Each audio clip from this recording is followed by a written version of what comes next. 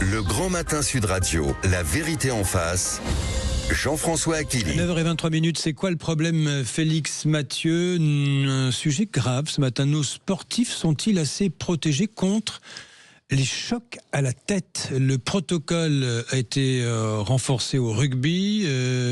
Un grand nombre de handballeurs voudraient également que ce soit le cas dans leur discipline. Oui, un ballon en pleine tête, une gardienne qui ne voit plus rien pendant 2 heures et des sanctions pas au rendez-vous. C'est ce que déplorait la gardienne des Bleus du hand, Cléopâtre Darleux, il y a quelques mois.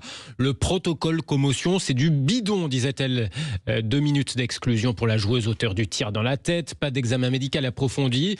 Et au niveau amateur, c'est la même chose. Un gardien de hand nous a joint et il lui fait écho, quasiment pas d'arrêt du match, pas d'exclusion de l'auteur du tir dans la tête, pas de carton systématique, juste un carton blanc pour signaler que quelqu'un a reçu un choc.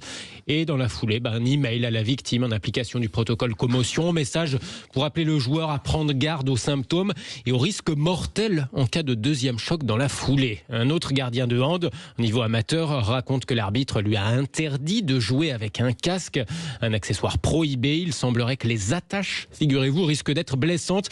L'arbitre a fait d'ailleurs un rapport sur ce gardien qui a persisté à mettre son casque. Il faut croire que lui, le joueur, préférait pourtant les risques des attaches blessantes au risque de choc du ballon en pleine tête. Ouais, c'est un sujet très préoccupant que vous soulevez là, Félix. Problème plus souvent évoqué d'ailleurs en matière de rugby. Oui, évidemment, le rugby où les chocs ont déjà provoqué des drames et sans doute entraîné une prise de conscience plus urgente. Oui. 400 morts prématurées en 10 ans dans le monde, affirmait il y a 2 ans une plainte collective de rugbymen au niveau mondial.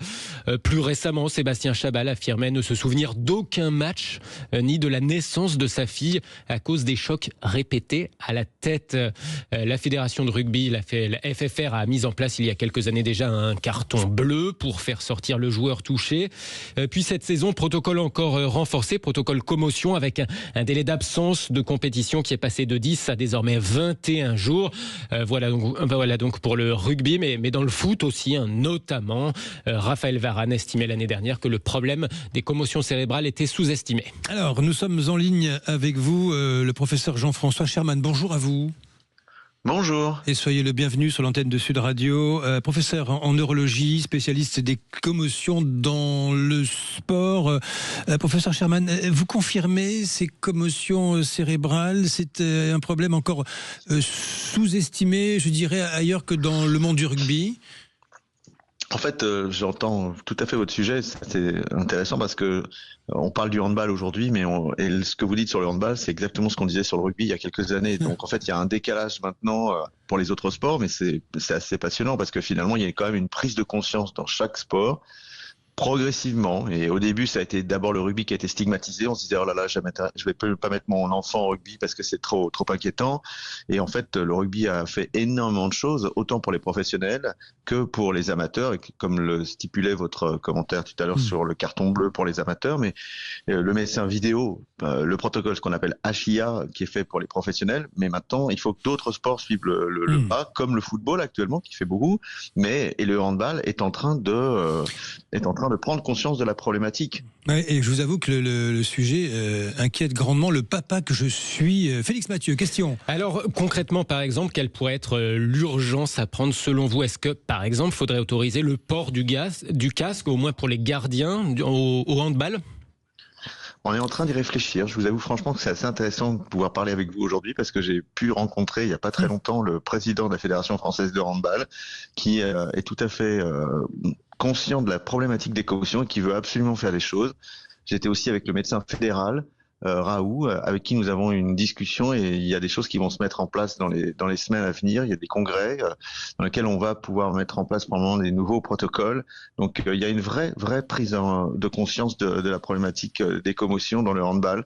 Et ça, c'est quelque chose de nouveau et qui est, à mon avis, très encourageant. Oui, prise de conscience progressive, vous le soulignez. Félix, autre question. Oui. En football aussi, ça a été parfois dénoncé. Est-ce qu'il y aurait des choses à faire, que ce soit sur le fait d'autoriser les changements quand il y a des chocs à la tête, des changements de joueurs, peut-être davantage sanctionnés dans certains cas? Ouais, c'est assez. Ce qui est passé dans le rugby est assez intéressant. Vous savez, avant, il y avait des changements limités. Une fois que le joueur était sorti, il n'avait plus le droit de re-rentrer. Maintenant, on a le droit à 8 remplaçants et les remplaçants peuvent sortir, revenir à n'importe quel moment, que ce soit pour une commotion ou pour autre chose, si on considère qu'il n'y a pas de commotion. Et même si le joueur est sorti à un moment donné pour une raison médicale, il peut re-rentrer s'il va bien. Enfin, je veux dire, et je pense que ce serait intéressant qu'on puisse faire la même chose dans tous les sports, quoi. À partir du moment où on pense qu'il est souhaitable de faire sortir quelqu'un parce qu'il y a une suspicion de commotion, il faudrait pouvoir le remplacer. Ça, par exemple, en football, c'est pas encore le cas. C'est-à-dire que quand vous suspectez une commotion, si le joueur doit sortir pour être évalué, il n'y a pas un remplacement temporaire. Donc ça, c'est quelque chose qui doit être, à mon avis, changé. Dernière question, Félix. Parce que, rappelons-le, les séquelles peuvent être graves. Alors, et je pense qu'il faut raison garder aussi, parce que bon, le sport, c'est quand même fondamental. Avant tout, le sport, c'est avant tout positif pour le cerveau. Il y a énormément d'études qui montrent à quel point, justement, il y a une amélioration de l'espérance de vie, il y a une amélioration, une diminution du risque d'Alzheimer, justement, quand on pratique du sport. En revanche, peut-être que les coups répétés à la tête pourraient provoquer des maladies neurodégénératives avec une augmentation du risque. On l'a vu pour les joueurs de football professionnels. Maintenant, il y a encore on est dans les domaines des hypothèses. Donc, et quand on voit tous les bienfaits du sport, moi j'ai vu 4000 commotionnés du sport et je peux vous dire que quand je dois arrêter quelqu'un, même un enfant de 15 ans, de faire du rugby ou de faire du football parce que justement il a des commotions répétées, c'est vraiment une catastrophe et pour l'enfant et pour la famille et il faut voir. Je veux dire, c'est donner un sens à sa vie, le sport aussi. Il faut voir que on est dans une période de l'humanité qui est très compliquée avec toutes les guerres, il faut arriver à donner un sens à sa vie et le sport, il existe comme une motivation pour l'enfant. Et vous avez raison, Jean-François Sherman, de rappeler que ce matin, oui, il faut prendre des précautions, mais le sport, c'est la clé. Vous avez bien raison. Merci pour votre regard, professeur Jean-François Sherman, professeur en neurologie, spécialiste des commotions dans le sport. Merci à vous. Merci.